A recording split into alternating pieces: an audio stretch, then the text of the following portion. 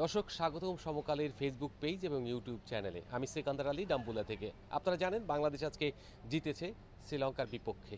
Second টি-20 ছিল এটি এবং এই ম্যাচ জয়ের ফলে সিরিজে সমতা এলো 1-1 ব্যবধানে। এই জয়টা বাংলাদেশকে উজ্জীবিত করবে পরের ম্যাচ ভালো খেলতে, অর্থাৎ কলম্বোতে প্রেমদাসা স্টেডিয়ামে যে ম্যাচটা হবে আগামী 16ই জুলাই, সেই ম্যাচটি কিন্তু সিরিজ ডিসাইডার। ওই ম্যাচে বাংলাদেশ জিতলে আসলে একদম সুন্দর একটা মানসিকতা নিয়ে দেশে ফিরতে পারবে। কারণ অনেক দিন ধরে বাংলাদেশ আসলে টি-20তে সিরিজ জিততে পারছিল না। শেষ জিতেছিল ওয়েস্ট ইন্ডিজের বিপক্ষে, সেখানে সুপার ক্রিকেট খেলেছিলেন লিটন দাসের নেতৃত্ব, কিন্তু সেই ছন্দটা পরবর্তীতে রাখতে পারেনি। বিশেষ করে আরব আমিরাতে আপনার সিরিজ হারের পর পাকিস্তানে হোয়াইট ওয়াশ হয়েছে, এরপরে শ্রীলঙ্কায় ওরকম ছন্দ দেখাতে পারছিল না। প্রথম ম্যাচে যেই প্রত্যাশা ছিল সেই প্রত্যাশা পূরণ করতে পারেনি, ব্যাটাররা পারফরমেন্স দিতে পারেনি। বিশেষ করে মিডল অর্ডারে যারা খেলেন সেই মিডল অর্ডার যদি ক্লিক না করে বাংলাদেশ কিন্তু বড় ইনিংস খেলতে পারে না বা বড় স্কোর করতে পারে না। আর সবচেয়ে বড় যে জিনিসটার প্রয়োজন ছিল লিটন কুমার দাস, তাকে ছন্দে পাওয়া। তিনি ছন্দে থাকলে তার যে ব্যাটিং কারিশমা, তার যে ছবির মতো খেলা, সেইটা যদি কন্টিনিউ করতে পারেন, অর্থাৎ তিনি যদি মাঝে মাঝেও জ্বলে ওঠেন, অর্থাৎ 2-3 ম্যাচ পর পরেও, তারপরে কিন্তু বাংলাদেশের জয়ের রেশিও অনেক বেড়ে যাবে। বিকজ অফ তিনি যখন ভালো খেলেন সেই দিনে স্কোর হয় অনেক বড়, বা যে কোনো রান চেজ করার ক্ষেত্রে খুব সহজ হয়ে যায়, অন্য ব্যাটাররা তখন উজ্জীবিত হয়।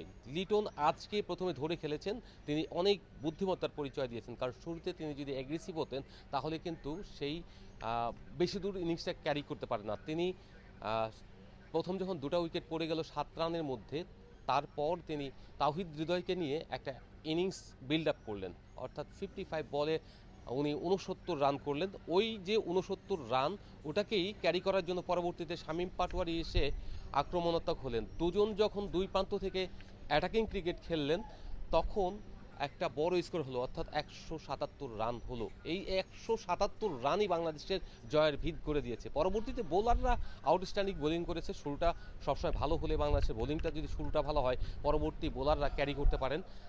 বিশেষ করে শরীফুলের শুরুটা ছিল চোখে পড়ার মতো, তার এই ছন্দটাই পরবর্তী বোলাররাও ক্যারি করেছেন।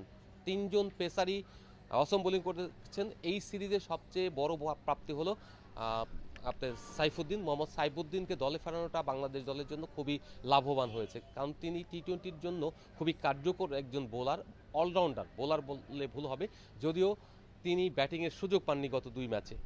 এই জায়গা থেকে যদি একটা চিন্তা করেন ভবিষ্যতে, যে বাংলাদেশের মিডল অর্ডারের পরে লোয়ার মিডল অর্ডার যে জায়গাটা রয়েছে, সেই জায়গায় বেশ কয়েকজন রয়েছে, রিশাদ হোসেন, এবং তিনি তার সঙ্গে যদি আপনার তানজিম সাকিবের কথা চিন্তা করেন, তিনি সেমি অলরাউন্ডার। এইরকম 3-4 জন যদি রান করতে পারে এবং বোলিংটা ভালো করে, তাহলে কিন্তু বাংলাদেশের টি-20তে কম্প্যাক্ট ইনিংস খেলা যেমন সম্ভব, তেমনি বোলিংয়ে আউটস্ট্যান্ডিং বোলিং করাও সম্ভব, অর্থাৎ যে কোনো ম্যাচ জয়ের সম্ভাবনা বেড়ে যায় এই অলরাউন্ডার বেশি তৈরি হওয়ার কারণে বা বেশি থাকার কারণে। তেমনি টিম কম্বিনেশন করার ক্ষেত্রেও গুরুত্বপূর্ণ একটা ইম্প্যাক্ট দিতে পারে টিম ম্যানেজমেন্ট।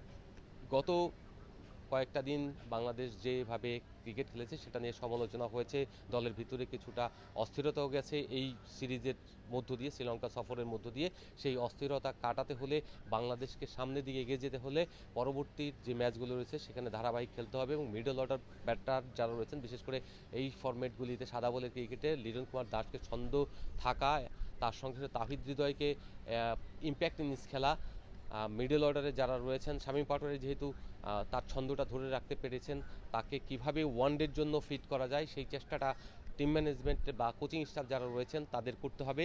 যদি তারা সেই কাজগুলি করতে পারেন, তাহলে এই যে আজকে যে জয়টা পেল, এই জয়ের ধারাবাহিকতা থাকবে এবং বাংলাদেশ আগামী বিশ্বকাপের আগে নিজেদের শক্তিশালী জায়গায় নিয়ে যেতে পারবে। আজকে এখানেই শেষ করছি, দেখা হবে কলম্বোতে।